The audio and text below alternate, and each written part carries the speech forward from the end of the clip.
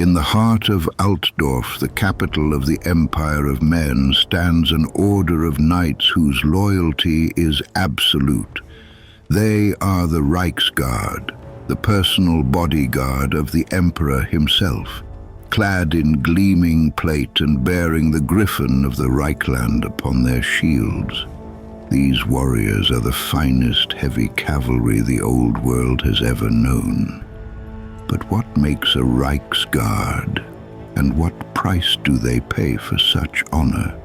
The Reiksguard traces its lineage to the knightly orders that served Sigmar, but was formally reorganized by the Emperor Wilhelm I of the Holswig-Schliestein line in the year 2431 of the Imperial calendar.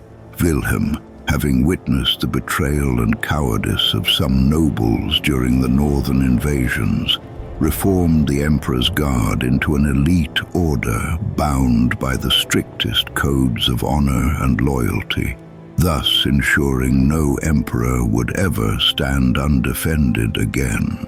This sacred order recruits from the noble families of every imperial province, but especially the great families of Reikland. Only proven warriors of noble birth who have distinguished themselves in battle may be considered. Those selected must abandon their provincial allegiances entirely. They swear an oath to the Emperor alone, forsaking their former orders, their family estates, even their hereditary titles. They become Reiksguard. From then on, nothing else matters. The Reiksguard is led by the Reiksmarshal, one of the most powerful military positions in the Empire. The Reiksmarshal Kurt Helborg actually became a legend, a veteran of countless battles, bearer of the Runefang Klingerach, and personal champion of the Emperor Karl Franz. And within the order exists an inner circle of veteran knights who guard the Emperor's person directly and lead the Reiksguard in battle. These are warriors who have proven their valor beyond all doubt. But if there is one thing the Reiksguard are known for, it is their devastating effectiveness as shock cavalry. Mounted on powerful warhorses bred in the Reikland stables, they charge with lance and sword, breaking enemy formations with devastating impact. They have fought in every major conflict. They charged the forces of chaos at the gates of Kislev, defeated countless greenskin Waaghs in the east, and braced the assault of the vampire counts in Sylvania. Where the Reiksguard charge, the enemy breaks.